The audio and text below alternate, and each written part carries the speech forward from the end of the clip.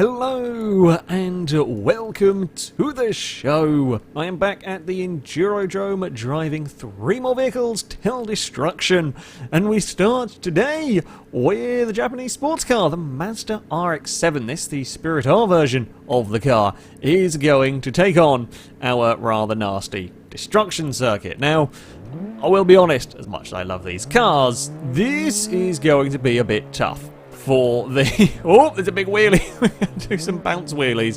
That's actually quite impressive, bounce wheelies. Yeah, this is going to be tough for a car like this. Admittedly, this does actually have a bit softer suspension than I thought it was going to have, which will keep it alive for a little bit. Wobblematic suspension is actually pretty good, and while this isn't quite the Wobblematic we see from some of the classic American cars, it isn't as stiff as we've seen from the Sunbursts and that sort of, well, the kind of track car, time attack cars, those sort of things. We might survive a little bit better. Possibly. It does bounce alarmingly. No idea how the engine is going to react. Overheating, of course, is a big cause of vehicle failure. Rotaries will get quite hot, very hot, in fact.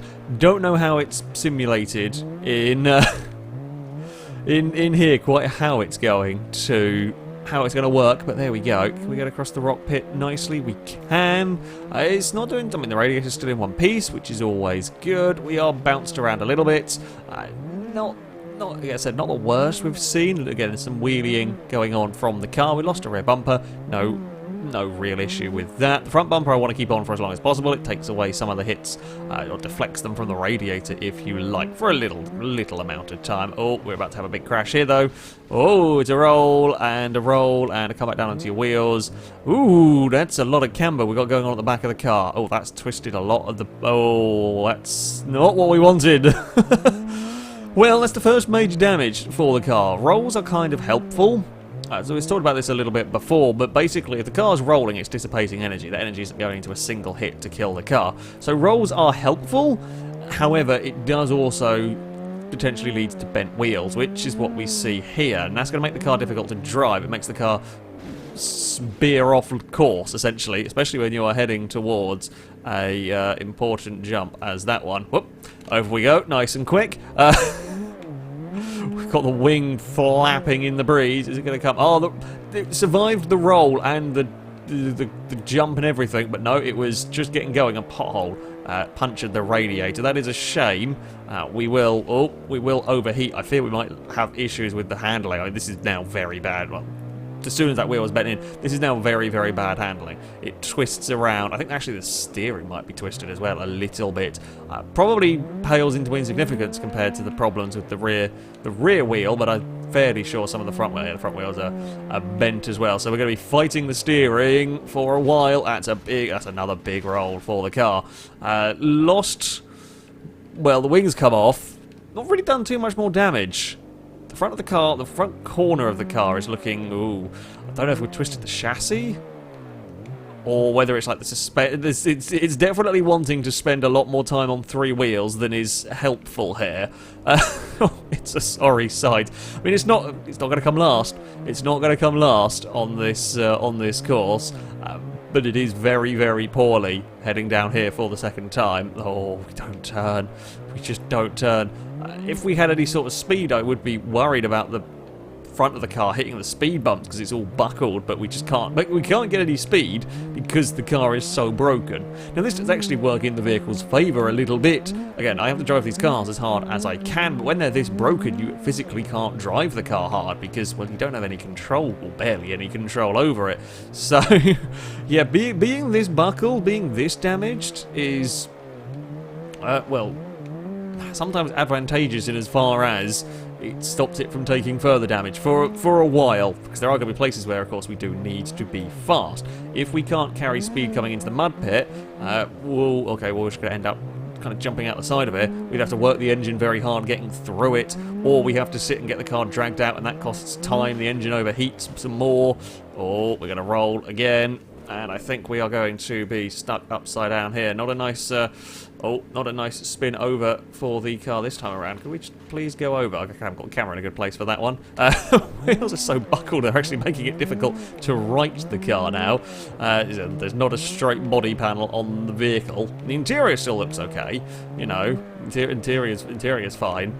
Exterior-wise, there's not a good camera angle. It's not a good camera angle for the car. Oh, come on, you can make it up here. Just have we got? Oh wow, that front. The front right wheel is not happy. I mean, I don't need to steer around that corner at all. We're going to go for another roll. Can we land it? No, we're going to be on our roof again. Skidding along on our roof is okay. We don't... Oh, I don't actually know what that grabbed hold of. Spinning around on our roof is all right, in that it's not damaging the car any further, but it's wasting time when we could be trying to make it further through the course. Oh, the engine... Yeah, it's now starting to overheat properly. The engine, it's not a surprise. I'm struggling severely to make that call. I'm not even sure the rear wheels are touching the ground properly. But they're touching the ground enough to at least put some power down. Can we get it? Can we make this jump? I mean, this is going to be a real... Oh, I can't even turn. The car was just... It just didn't even turn. I needed to go quick to make the jump. It did seem to do a very, very strange thing while being pulled around by that tree. I'm not sure quite what bit of the tree we hit. Yeah. That... You can see the state of the wheels there. That's a sort of amount of pulling you're having to fight with in the car while trying to accelerate hard towards the jump. In the end, I am kind of surprised it was the drive shaft that actually went on the vehicle. So, is that the boot? Is that? I think that is the boot. No, it's not the boot. It's the door. Doors managed to get pinged. There's not much RX-7 left in that. There is not much RX-7 left in that whatsoever. Up next, we have got something quite different from the RX-7. It's still yellow, but this is a Burnside, but a taxi version of the vehicle. Now, we have run a Burnside around before. It was a hot rod that was very, very low to the ground, I think fairly stiff. Basically, very badly suited to this course. This Burnside, well, it won't be massively fast. It has got a fairly normal engine, no crazy superchargers, etc. But it has got the coveted Wobblematic suspension, which is very, very difficult to kill. It's just very, very tough to kill the suspension on this car, which means, well, it's probably going to do quite well. It's probably going to do quite well, as long as the radiator doesn't go. If the radiator doesn't get knocked out on the car, it will be tough to kill it. The steering and so on is all pretty strong inside the Burnside. It won't die in a couple of hits, well, unless you are very, very unlucky. And yeah, because of the suspension, it will just bounce. It will flex, it'll wobble, but it's unlikely to snap. It can, and of course, we have seen cars like this have suspensions collapse, and when they do, they tend to be pretty damn spectacular and pretty catastrophic as well. If the suspension goes in this, you then have absolutely no movement, and then, well, you get what the Regency had with the entire rear axle bouncing around. Very entertaining, not good for car longevity, or if the front goes, you can even get the vehicle to the point where the chassis keeps hitting the floor. We saw that with the Dodge Coronet. It is possible, especially these old American cars. This is a heavy vehicle. You know, okay, it's not as heavy as a truck, but there's a lot of weight in this, and a lot of weight crashing down on the front of the car repeatedly. Hopefully, the suspension will survive. That's just kind of what we got to, what we've got to hope for with this. Across the rocks, no problems for the car. I'm just kind of keeping an eye on the front ride height. It's how far down does that get compressed? Oh, the boot's flapping. The boot is flapping. That's, I mean, a minor issue in the grand scheme of things. About the kind of boot and the boot frame, the top bit. I think that's just bodywork twisting rather than an actual buckling chassis. I can deal with twisting bodywork as long as it doesn't get into somewhere important in the car and stop it moving and not be able to pull the part out. Most of the time, flapping bodywork and so on is okay. Just hope it doesn't catch on something as you are running around the course. Are we going to be fast enough to make it here? We should be, but it's only going to be... Oh, it's going to be very, very close. We just make it... Oh, there's a puff of smoke. I think the radiator's gone. The damage indicator's apparently turned itself off, which is helpful. But we have very much got some smoke coming from the front of the car. I think that was the radiator gone on the speed bumps, perhaps. That's not what you want. Also, my steering has been buckled. I'm kind of surprised. The steering has definitely... Oh, there we go. Now I've got the damage thing popping up. Yeah, so the radiator has gone. Steering is not perfectly aligned straight anymore. It does pull quite severely, actually, to the right. I'm not sure what... front left wheel, maybe, is the one that's doing that.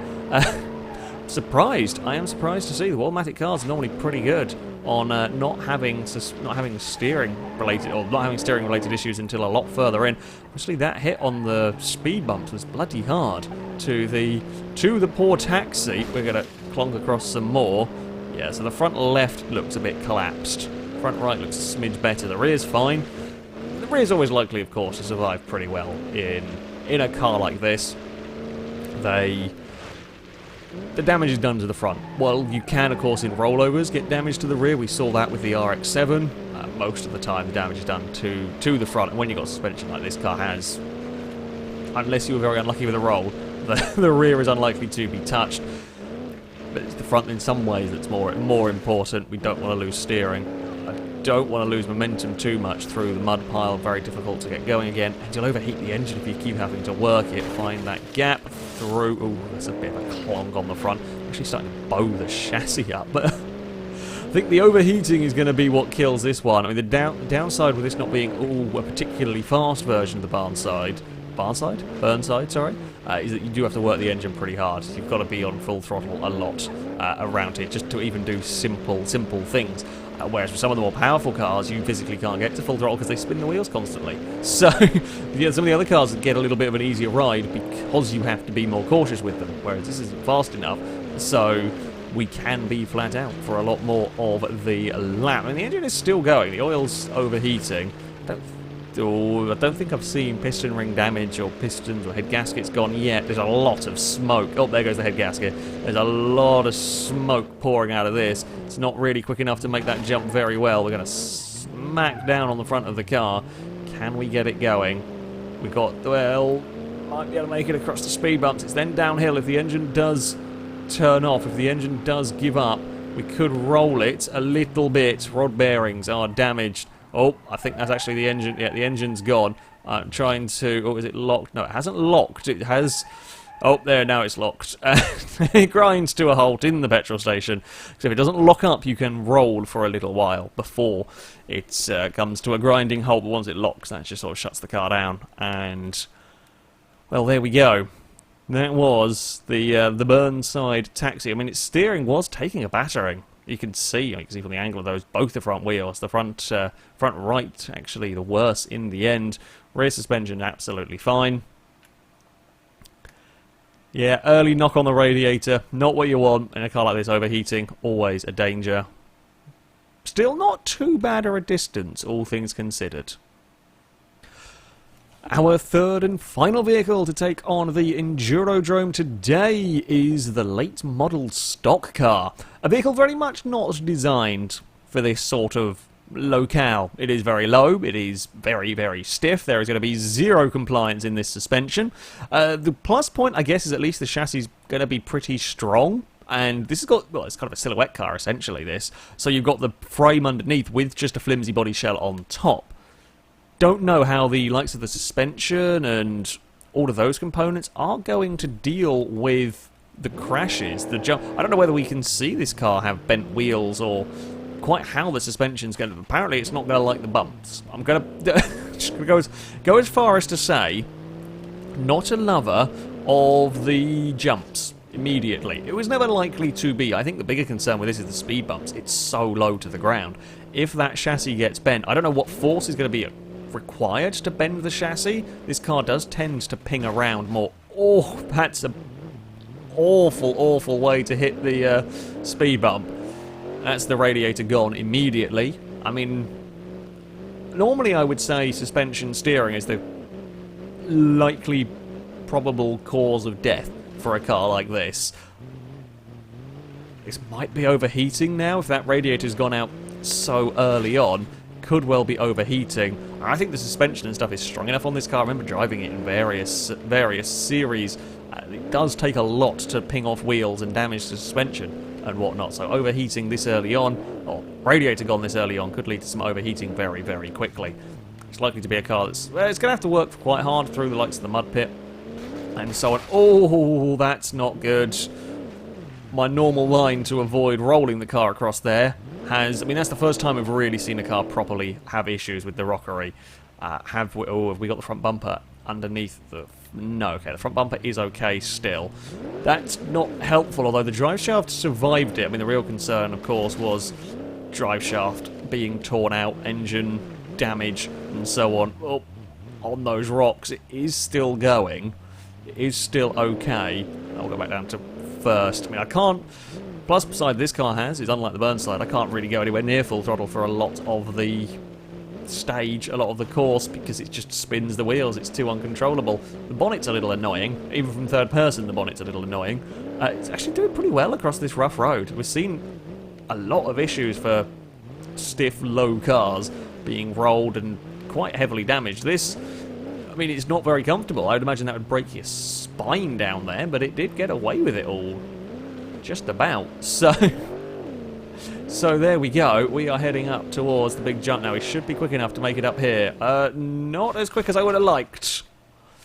Not as quick as I would have liked. There does look like an alarming concern for... Is it the chassis or is it just the bumper? No, it's just the bumper that's gone underneath at the front. The radiator is slightly at the wrong angle. I mean, it was useless anyway, but radiator is now at the wrong angle. This is going to hurt, I fear. Again, plus point for the late model. I can't actually get up very much speed heading towards these. Ooh, that's a horrible crunch across the speed bumps. Yeah, this car, not designed to deal with speed bumps like this. Not designed to deal with bumps whatsoever. That's sort of, that's horrible. Oh, we've got big issues now. Front right wheel is doing all sorts of funky things it shouldn't do. What's going to kill it first? Something... Oh, that's a horrible crunch again. Still, it survives. The engine doesn't fall out of the car. So, are we going to lose a wheel and not be able to steer? I think we're going to overheat before. I mean, the wheel would give us some grief. Oh, the bonnet's come back down again. Happy days. Or are we going to hit one of these and just... just shock the engine out? Shock the drive shaft out? I mean, actually, the chassis at the back's very, very broken. Front wheel's still unhappy. We got to crunch our way down on another landing. The engine's very poorly now. The engine torque was reduced, I saw. Won't be long until we start seeing head gaskets, the piston rings, the conrod bearings, and all of those things are going to go. Oh, we've lost another tyre. Curious as to why we're seeing all these tyre failures for the car. It's engine's going in. We've got more smoke billowing out of the vehicle. It's done well, actually, to make it this far, because it's not going to be last place, and let's face it, this is so far out of the car's... so far out of the comfort zone for the vehicle. The fact that it is still going is amazing. To be fair, I was fairly sure we were going to see it go out on one of those hits on the speed bumps. It looks like it is dying here, though. Looks like we've got no engine left in the car. Engine has actually locked up entirely. That is an unhappy looking front of the car. I mean, the chassis actually stayed pretty much in one piece. Is that radiator even attached to anything now? Oh, it's got like one connection still left. The radiator very nearly just came clean out of the car. I mean, that bonnet's a pain. The bonnet is very much in the way. I mean, the fenders are somehow through, not helping through the wheels. Tyres are punctured.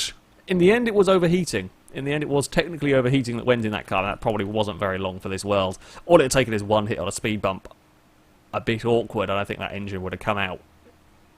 It survived a couple. I don't think it could have kept surviving them, but still, for a car like this, as I said, it is a damn fine, impressive performance around the Endurodrome.